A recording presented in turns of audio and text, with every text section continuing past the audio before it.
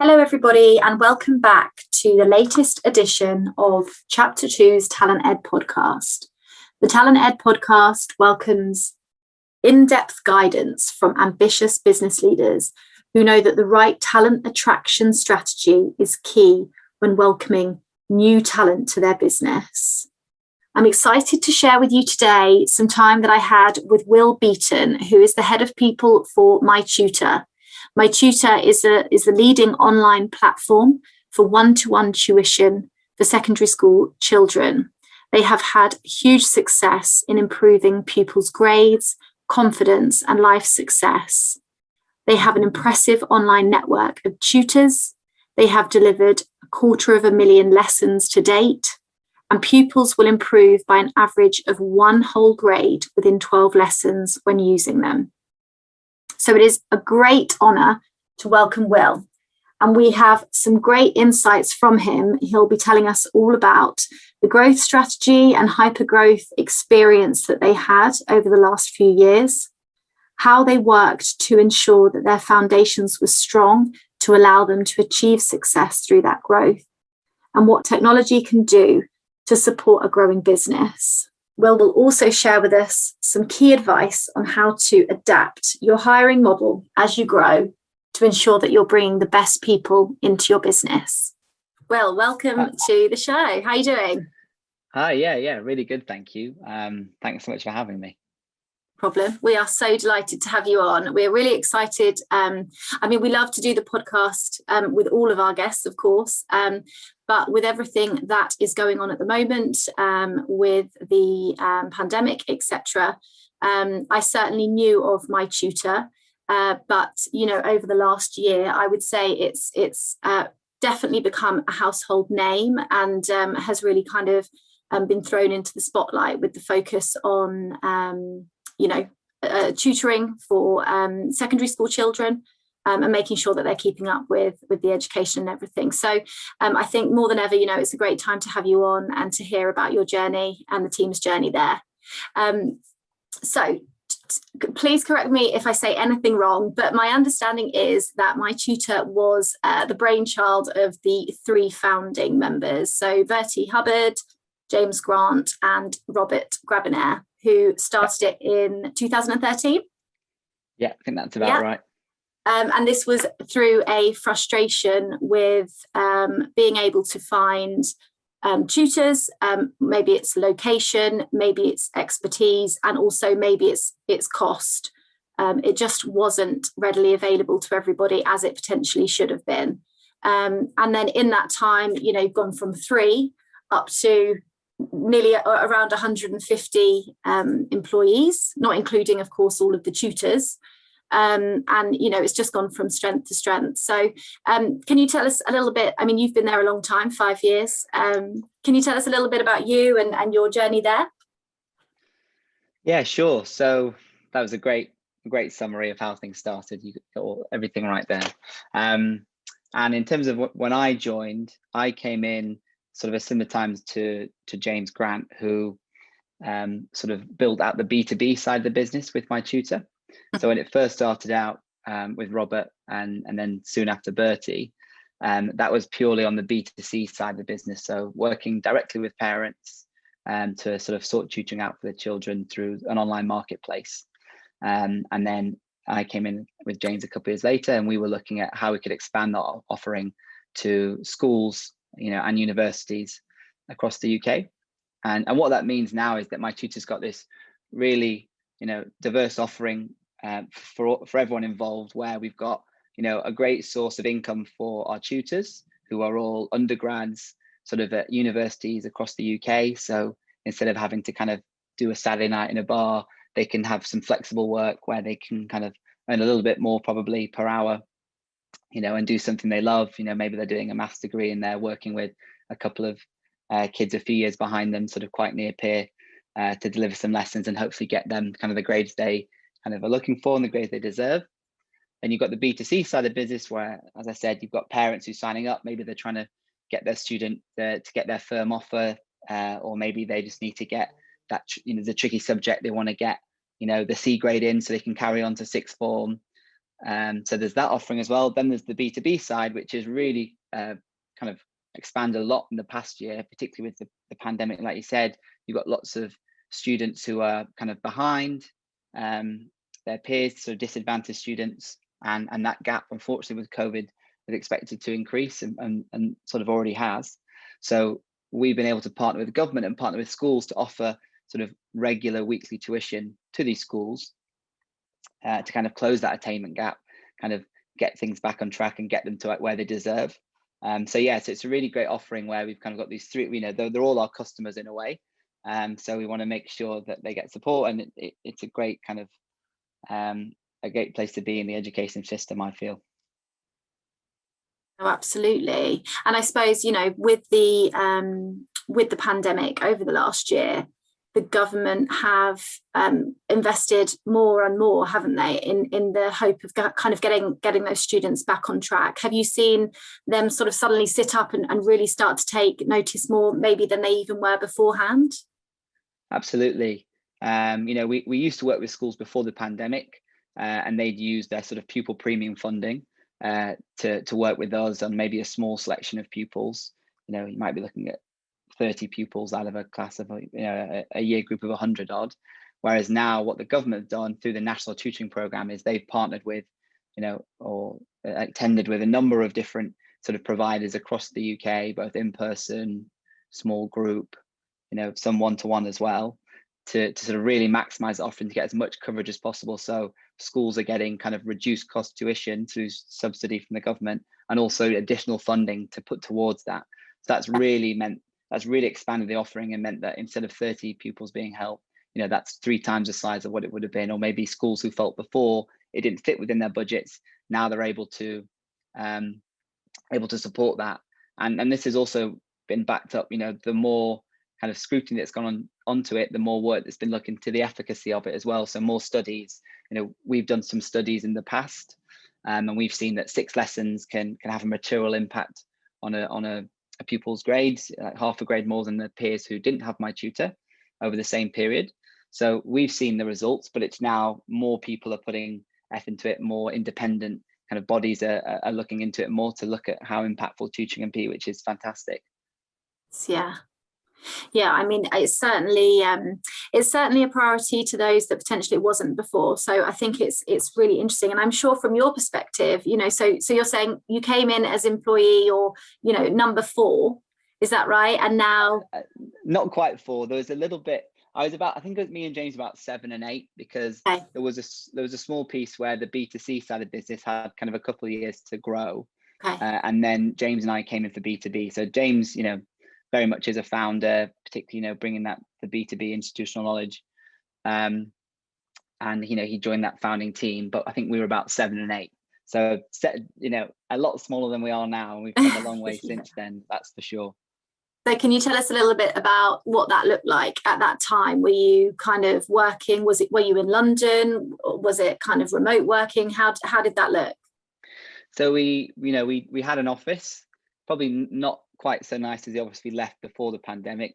There's a lot of us, well, not a lot of us, I guess, but there's a few of us crammed into quite a small space, you know, working on the end of each other's desks. And I guess, you know, the team back then, there's a lot of generalists, you know, people who had recently graduated from university themselves, and were kind of looking to make an impact, and, you know, looking for roles where there was kind of high level of autonomy, room to kind of, you know, a greenfield site, I guess, where it's a space where you can be creative, not a lot of structures, which can be difficult for some people, but, you know, room to have, you know, a lot of control over your own destiny, I guess. So yeah, there was a small group of us working incredibly hard on processes which were quite ill-defined, a lot of spreadsheets, a lot of, you know, people doing sales one week and then operations the next, and speaking to one customer, kind of following it through, including the founders as well. You know, everyone was working incredibly hard. So yeah, it was a little bit different back then, but our growth journey was not super quick at first, actually. You know, a lot of companies, sometimes they're kind of created, and within a year they're maybe the size we are, but actually up until last year, for those first 4 years, it was quite a gradual growth trajectory up to about 50 employees, which maybe we'll touch on later, but I think had had some quite good benefits for what we've been able to build. Yeah, absolutely. So not having to, not growing so fast that you can't necessarily keep up, but growing at a nice pace so that it can remain strategic. Does that sort of? Yeah, I guess what it really helps you to do where you're like a little bit slower is, one, from a cultural perspective, really build something out. You bring in these kind of, we call them like founding members. So not necessarily the founders, but people who were there from, pretty early on. And they really help shape the culture along with the founders. They're maybe the people who end up in sort of senior positions across the company. So over a 4-year period, you've actually built something. You understand what your values are, the ways of working. So then where you're adding in people kind of dripped across, a longer period, they kind of, come into that culture. They might change a little bit. Obviously, they'll bring a more diverse view, but you can kind of build on that culture. Whereas when you kind of add in, maybe some of these larger companies add in 100 people over a year, having only been around for 6 months, what culture you're adding them to, like how have you had a chance to build a culture out? Some people do it well, but it can be really difficult. So I think, having that slower trajectory to building a larger team has meant that when we have come up against some serious growth, like in this past year, as I say, tripling in size, we're adding them into a really well-defined culture, to really defined processes. Sure, maybe they need scaling a little bit so they can operate at the levels, but the essence of them is there, and it's something to build on, which I think has been really great. Yeah, the culture piece I think is really interesting, because we work with lots of scaling companies who are, specifically trying to support them with their the talent acquisition piece, but of course also looking at how they build out that kind of the fundamentals, I suppose, the foundations that you need to have in place so that you're ready to scale, and whether that be culture or values, or looking at the processes and the technology as well that they have in place. It's all kind of, it all forms like the bigger picture, doesn't it? So when you say kind of culture and values, when you were taking it back to those really early days, was that something that evolved quite naturally, or was it something that you as a team thought, right, this is something we need to establish early on so that then we know that it's a solid foundation and it's there, and then potentially the people that we're going to bring in, we know are a right cultural fit and have those values? Or was it the other way around? Yeah, so I think, and because it was sort of earlier on in my career, I can't really take any credit for the way it was established. But I think what we saw was that, early on, the founders had a keen interest in the hiring process. So they sort of would always have at least some say in it, which I think is important. Again, where maybe you are quite early stage and you haven't necessarily defined all your cultures, you haven't written everything down. So it is hard to kind of say exactly what it is. That was quite an important piece of the puzzle. But I guess as we've scaled, what we've had to do is like, well, how do you capture that kind of the founder having had that conversation with them? How do you kind of almost like codify that so it's testable for anyone who can go in? It's testable. And I think that's something that where we've, instead of doing the slow increase, we've had this recent big increase we've had to account for. I think tooling, I think that was probably relatively undeliberate. We were probably relatively scattered in our approach before. People would use different jobs boards. It wasn't very centralized. But where we kind of suddenly hit the rapid growth, it was like, okay, well, what's our ATS? Do we need to put a little bit more money into this? Who needs access? Are we using it to its fullest capabilities? Scorecards. Can we remove like bias from the process, so like anonymous like screening, and then reporting as well? Like, are we kind of using it in the right way with the data, so we're collecting the right data to report on it? Same for diversity inclusion. Are we collecting the right data so we can report on it? So that was probably a more deliberate switch. But yeah, in terms of the hiring early on, we tried to establish, it's funny that the term culture fit sometimes is like a bit of a dirty word nowadays. And I think, I do understand that point. And, sometimes we call it cross team fit. How well are you going to be able to work with people across the business? Or again, maybe it's sort of just testing for values, which again, people seem relatively aligned that a company should have values. So I think, making sure you're testing for that is really important early on. And I think just, what we just had quite high standards. we've had the same process pretty much all the way through. We've had this sort of screen, first round interview, case study, culture fit, and that's for whatever role you're doing across the business, whatever level, it's always the same. So if you're a junior person coming to the business, we might do an assessment center, so it's condensed, but ultimately you'll be going through pretty much the same process as you would if we're bringing in, head of department. So I think that's also been important to maintain that quality on hires across the business at all levels.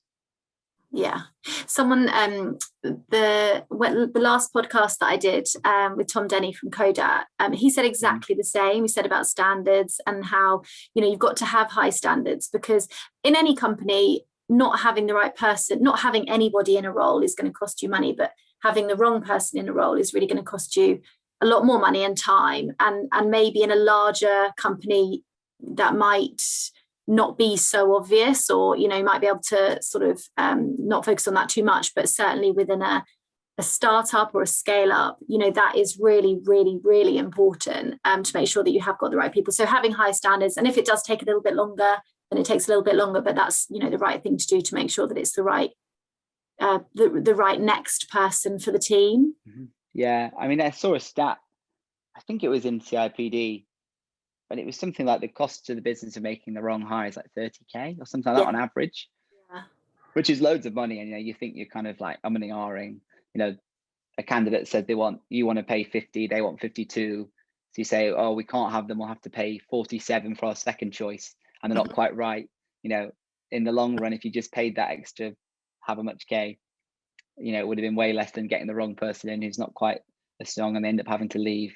So yeah, I think being important, and it's definitely harder. I feel like as we've gone through kind of the more kind of hyper growth stage, you can get it is easy to get lost in the pace of things, and we just need to get someone in. Now revenue, before, where we weren't kind of servicing a client, maybe like it's like the contract's like 3k, but now it's like 30k, and suddenly you feel like, oh, it's a nightmare if we don't do this. But you do have to stay strong, and that's where I think that culture fit is really useful, is because for us it's always some objective. So yes, it's a set of questions, but they're also not directly going to be working with this person, so they can they're not sort of feeling the pressure of, oh, we need from this role, or we're down 2 people in the team, so we just want to get them in. They're very objective and just sort of like, is this person going to work at MyTutor? Like, are they the right fit, yes or no? And if they aren't, then you shouldn't necessarily make that hire just because people are feeling stretched, as painful as that can be. Yes, yeah, of course. And you mentioned then about processes and how you've tried to keep them relatively consistent in your growth and then in your hyper growth, as you mentioned, which I think is a great way to put it. Is that the case in terms of you and your role, head of people, and how you are expanding your team? Does it look similar today to what it looked like 5 years ago or 3 years ago? So I guess with the hiring piece, I think what we've tried, so we've got this sort of fundamental process that we try to keep, but I guess what we're doing as we scale is one, making it so more people are able to follow that process. So whereas before, you've got the founders, you've got the heads of making the hires, like, can we get more people involved? There's like a lot more mid-level managers who might have more time to give. It's also a good kind of upskilling opportunity for them. Like, I think it's always quite an exciting thing to be involved in, particularly earlier on in your career, hiring. So like, can we get more people involved in this process? So it's like, the less centralized on a few people, which again, that means that you need to work on your training. So whereas before, hiring training would have been relatively minimal, it was sort of like learn as you go. Now it's a lot more structured. We've got decks that we can lean on, and people to go to if you have a question. I think the other one is like better utilizing technology. So, and again, probably before GDPR, there's a lot of spreadsheets with a lot of candidates' information, which we had to sort of tidy up. But it's like, okay, well, we've got this ATS, how can we best use that? So can we use scorecards? So the questions are structured the same for any candidate that comes through the process. And, you have to score, these are the scores you can give. You have to add your feedback in a certain way. When we kind of do we call it wash ups or sync ups, how are they structured, who's leading that? So I think that's been important as well, like adding a little bit more structure to how people do it. But yeah, broadly, the rest of the process looks the same. We try and adapt the questions. Since I started, our our values and behaviors have changed slightly. I guess that's maybe, as the needs of the business change, the sort of maybe the type of attitude you need maybe needs to change a little bit as well, or you get a better understanding. And we're kind of constantly looking at those. So as they change, are they being represented in the interview process as well? So I think that's been something. So yeah, and then I guess for the rest of the people team, I'd say there's been a lot more change there. We didn't really have a people team for the first, definitely about 3 years. And then it was a small part of the head of ops role, which is where I came into it. And only kind of really in the last sort of 18 months, maybe even less, maybe sort of 16 months, has it kind of actually become a function that people refer to. Before that, people didn't talk about the people function. There's just a few bits that had to happen, like contracts, but it's obviously much more deliberate now. So there's probably been quite a big change there. And has that had an impact on the hiring model that you used? Have you had to adapt that? Have you had to sort of use different types of models as you've got bigger? Yeah, so we, before kind of the steady growth that we were doing earlier on, if you wanted to hire someone as a hiring manager, you had to go away and you have to figure it out. So there's a rough process to follow, find your candidates, do inbound, a lot of like network referral, stuff like that. And then when we went for the hybrid growth, we kind of partnered with an external talent partner. So they placed someone in the business with us, and they, really helped. And they were, quite instrumental as well in helping us formalize our process, because suddenly you've gone from a place where a hiring manager has a huge level of control, does all the screening, all the calls, everything through to the end. Whereas now we're saying, well, actually, there's a predefined process. It's pretty well structured. Obviously you need to add your questions in here. We're going to help you write your job spec. We're going to own the process centrally, and you're just going to feed in at certain points as you go. So there was quite a big kind of cultural shift there. And then further still, we've now switched sort of to in-house. So we've now got in-house recruiters. We're just about to make our second one. So the reason we wanted to switch that is just to give us further ownership still. So, we can kind of fully own what reporting looks like.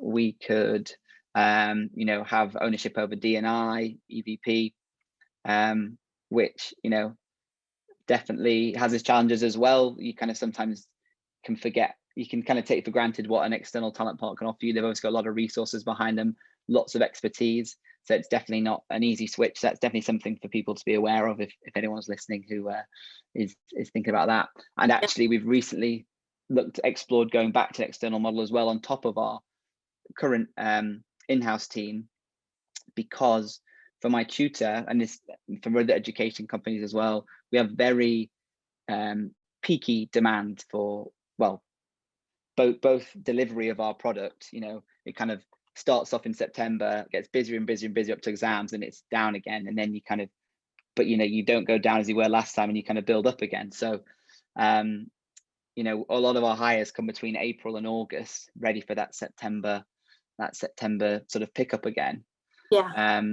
And that, so for us, maybe an external partner is quite a good solution, because if you have a long-standing relationship, you say, look, for 4 months a year, we need to pay X amount, because we need to bring in quite a high number of hires.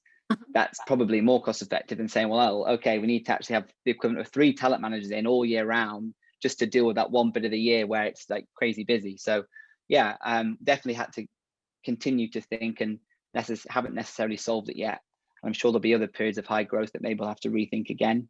But yeah, I guess at the moment we're kind of looking at kind of an in-house and external hybrid. A bit of a hybrid, yeah.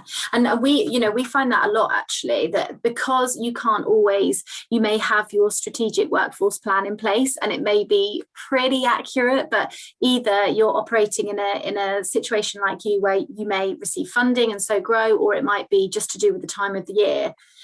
Or even really large organizations, there's going to be those sort of ebbs and flows in recruitment that you need to manage. And so being able to build in a little bit of scalability into your hiring model, I think, can really benefit any type of company, really. And also post COVID, if things do continue to move in a positive direction and companies may be uncertain of what the future looks like, or the immediate future, I think also having that flexibility in the model can be really beneficial. So I think that's really helpful and insightful to potentially those sort of startups or scale ups who are maybe a little bit earlier in their journey and are thinking, what kind of model are we going to adopt? What should we do about the processes? Do we need to rely on external suppliers? Do we want to keep it in-house, etc.? I mean, candidate experience, I know you mentioned before, has always been really high on the list of how you're growing your team. Is that still something that you can keep on top of, and that is a core thing when you're looking at that growth? Now you are much bigger than you were when you first started. Can you still continue to have that focus on candidate experience? Yeah, I mean, I hope so. I like to think so. It's funny, our Glassdoor is quite a funny place to look, because all our tutors who are actually self-employed kind of put reviews on there, kind of like, cheap uni work, easy, but like, it's not, no view on the CEO kind of thing, because they just work in their bedroom doing 2 hours a week. So they shouldn't really be doing it. So it's a bit of a funny place to look. But when you do signal out the actual employees, our kind of the reviews we get, the kind of experience is high from those who have made it, and also the ones who haven't. But I think it's super important that it does remain, high up the list. And I mean, at the moment, MyTutor, our kind of EVP isn't super fleshed out. If you look at MyTutor as someone searching for jobs, it's not necessarily the easiest place to find. Where are all the jobs linked? What is it like working here? Our about us page is hideously out of date, and I'm blaming COVID. We haven't been able to take pictures of anyone yet. Yeah. I'm sure there are some companies who have smashed the remote headshot. We haven't. There's also a piece around like prioritization. What other areas do you need to focus on? So, because of that, I think that's really important that when we're speaking to candidates, one, we can really sell the role, we can sell the company. We're super mission driven. So usually when someone does get a whiff of what MyTutor is doing and we can speak about it, they get excited about it. And it's about maintaining that excitement. MyTutor as well, kind of, we pride ourselves on an employee experience. That it's one of our pillars of the people strategy that we've set. So if you've kind of put in that at the heart of things, then candidate experience, they're just employees that haven't joined yet, hopefully. So it's important that they're also treated in a similar way, and they're given that good experience. And it's, as much as they're trying to impress us, we're trying to impress them. So we definitely keep it at the heart of things. And I think, regular kind of candid feedback to the process, both positive areas to improve, regular contact is really important. Understanding their needs, which obviously is also useful for you as an employer when you get to the end of the process, you're making an offer, but understanding what they're actually looking for, making sure they are the right fit, not kind of forcing someone to a role that actually maybe they're too overqualified for or underqualified for, but you're just trying to make that higher. So really understanding their needs and what they can offer to make sure it fits. So yeah, definitely important to us. And since you've been sort of thrown more into the spotlight than potentially you were before with this hypergrowth phase, has it changed how you are recruiting, in the sense of, are you kind of getting a lot more applicants? Are you kind of able to attract that top talent maybe a little bit more than you were before, or how are you sort of managing that? I wish it was as easy as lots of inbound candidates. We do get some, but as I say, in kind of our kind of footprint from in the space for employees looking isn't super out there. We're not kind of running webinars, or we can't do in-person events, but not a huge amount of that. Our like content isn't super regular. Say our About Us page isn't up to date. Like it isn't obvious to see kind of what a diverse team we've built necessarily in the past year. So that's something I'm super keen to work on as we move forward. Yeah, a lot of it is outbound sourcing. LinkedIn Recruiter is really important. And again, because we have that mission to sell, obviously, candidates get a lot of, emails from recruiters all the time, but hopefully the way we pitch MyTutor makes it an interesting proposition. Maybe people haven't heard of the edtech space before, but more people probably are starting to hear about it. And, if MyTutor is kind of leading that charge, that's quite an exciting thing to be approached about. And the other piece is referrals. So referrals, the bigger you get, the more kind of referrals you can lean on. Whereas before we were quite a closed network, suddenly you've got 100 more people you can ask for, and the people we've been able to bring in, really strong people from other great startups, some of the the bigger ones, the Ubers, Deliveroos, but other kind of exciting smaller ones as well. Mm-hmm. They've got great networks, and referrals are a great way for us to bring people in, and hopefully reward the people in the company as well for kind of speaking about MyTutor and championing us to their network. So yeah, they've been the main sources for us, just LinkedIn and referrals.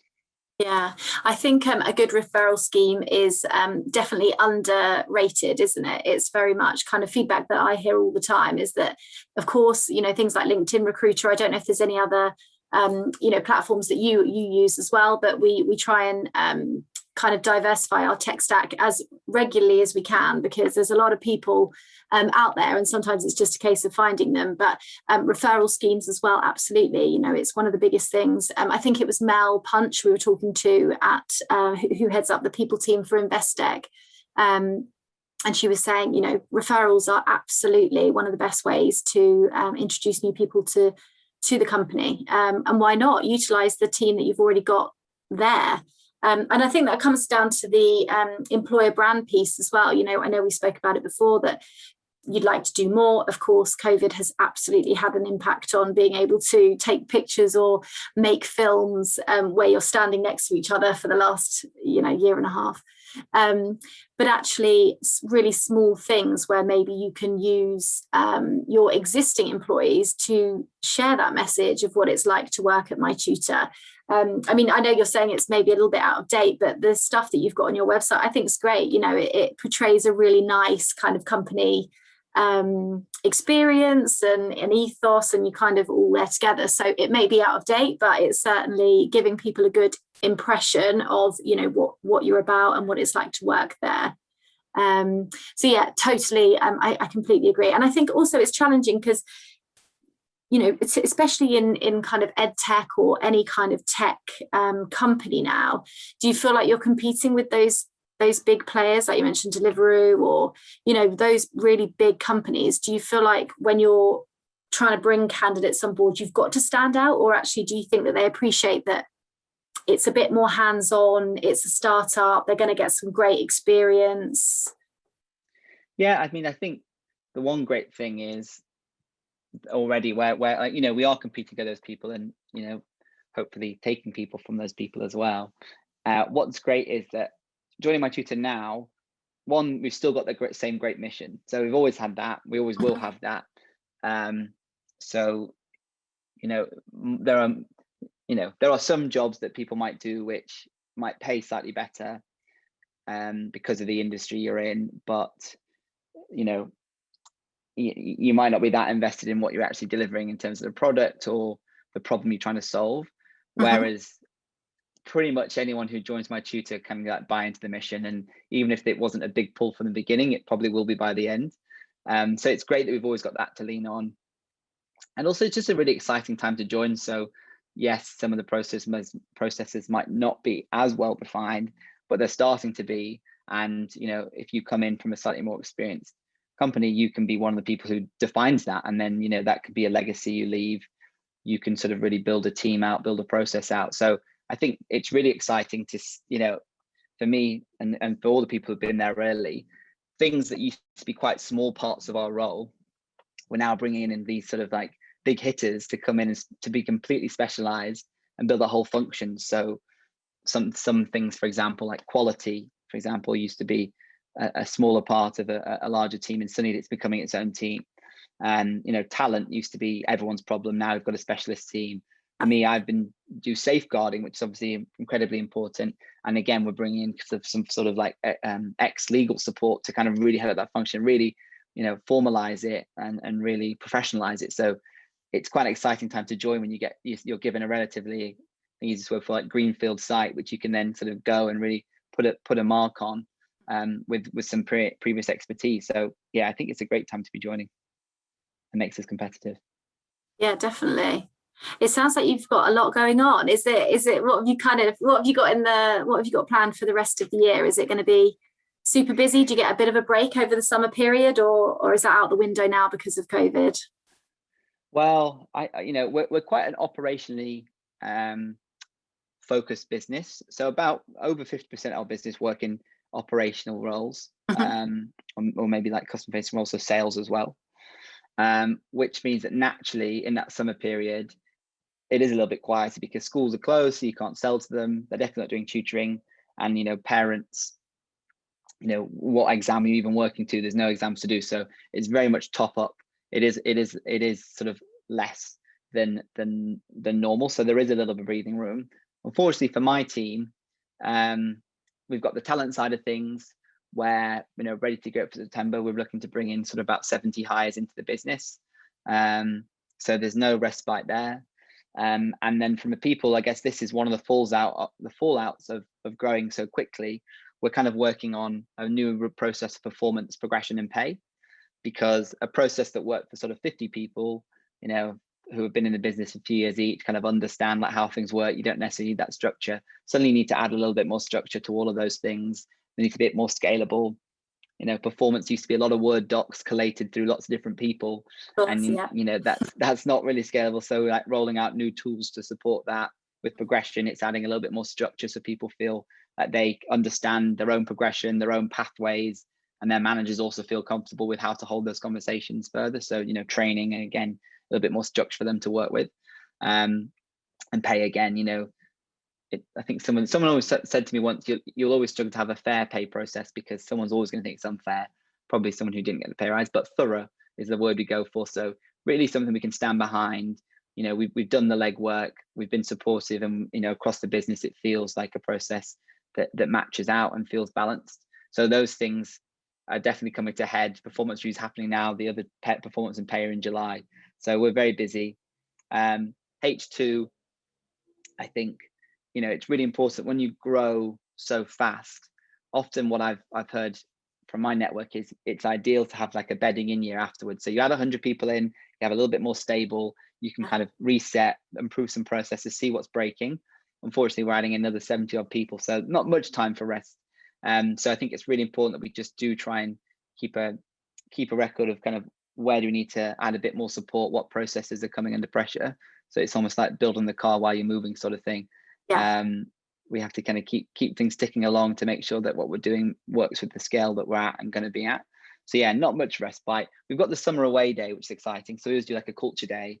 Everyone takes the day off and we kind of meet as a team, which we are hopefully, as long as COVID allows, going to be doing in person. And we'll do kind of few hours of strategy. I think we're going to have a MyTutor Olympics as well. So lots of different games, like some more physical, some maybe a bit lighter touch. There's like something for everyone. Have some food and then just hang out in a park or something afterwards, maybe with some food and drinks as well. So that'll be a little bit of like a rest. It'll be nice to get everyone together because I don't think there's been any. The most we've probably had in a room in one go is about 15 so far since COVID. So if we can get 150 together, that'll be quite exciting. And you guys obviously work from a flexible space. You've got kind of flexi working. Is that something you see continuing? So we had our office, and then we were in lockdown. I think just before actual lockdown happened, just because that was kind of the advice. Employee well-being in mind, and then we were looking at least around July. So we thought, let's not pay for something we're not using. It was great, and then we could kind of, I guess an office is a perk in a way. So we should, we managed to put that to other perks. So we've got Bupa Healthcare for the company, which is like quite a big step up for us, which is quite exciting. But now, we're using kind of co-working solutions just while it's really flexible. Some people want to be coming out, some are really unsure still, but it just gives people an option so they can kind of get out and about if they need to, start to meet some colleagues. But we are looking to have a space ready for August. And again, it's a tricky one. And again, you hear everyone's doing things different, but we're aiming for roughly about 70% capacity. So a nice kind of HQ hub that can fit about 7% of the business, so people can kind of come in, book in when they need to, work collaboratively as a team. We'll probably have quite a big focus on onboarding. So if you've just joined the company, we want you in. But after that, it'll be very flexible. there'll be room to work fully remote. There'll be room for people to come in every day, 2 to 3 days. We'll keep the co-working space solution as well. So for the people who maybe don't live in London, we've got a few people in Liverpool, Manchester, they can still get out of their house and they can still, have a bit of a fresh space to work in. But yeah, we're keen to get back to some sort of office in some way, particularly with going through so much growth. After such a high period of growth, it's important for us that there is some sort of HQ that we can get people together at. Absolutely. People can learn from each other, that almost osmosis kind of that you maybe lose from remote. When people are onboarded, we can get them up to speed, but also learning from the past year that, people do need to work in different ways. You can capture more talent, if you've got new parents, maybe that are, need to be able to be at home more often than not for childcare. We would hate for them not to work at MyTutor just because we're saying you have to be in every day. So make it just kind of being considerate that everyone needs to work in different ways, but still having a place that we can really build and continue to build a culture at. Yeah. And you're so right. There's such a variety of approaches and people really want different things. So I think having that kind of hybrid approach with the office is going to hopefully then, not to alienate anyone and actually welcome everybody. So that's great. So just as a final, you've had such great success. It is absolutely a household name. I think is it 250? 250,000 lessons delivered so far. It's huge. It's absolutely brilliant for a startup or a scale up who is, potentially about to take off as well. What would be your advice in terms of, head of people and that focus for you? What would you say to them? Oh, that's a really good question. I put you on the spot. Yeah. So I think the things that I think that have helped MyTutor, but I'm also going to add a caveat in at the end as well. I think one is, obviously the management team, that senior leadership team, your C-suite is going to be completely instrumental in whatever you build. So founders, I guess, being really careful about who you let in there. And for anyone who is in that team, everyone's looking at you. So you can have behaviors that you write down, they're on the walls, whatever, but it's ultimately how you behave as individuals. And that goes for heads of department as well, managers, everyone. But the more senior you get, the more people look into you. So whatever you want your culture to be, that's how you have to act. So that could come with ways of working, how you approach well-being, how you treat flexible working, all that stuff. You can't just say it, you have to do it. I think that's really important. I think the other one's listen to your employees. So we've always been really big on collecting feedback, whether that's from new people who've been onboarded, from people leaving the company. We have regular EMPS, town halls, any opportunity you can get to collect feedback. That's going to be super important.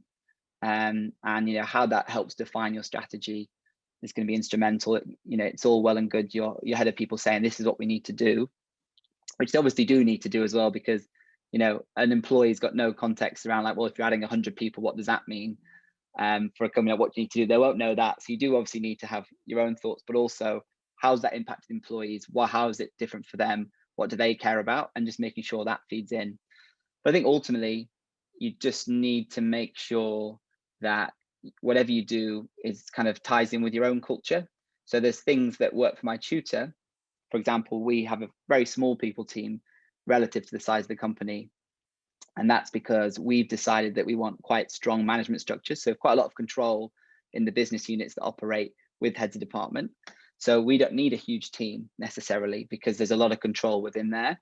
But for another company, you might need quite a large people team because you want to structure a different way and have people partners across the business, very specific skilled people for different areas like learning development, all these different things.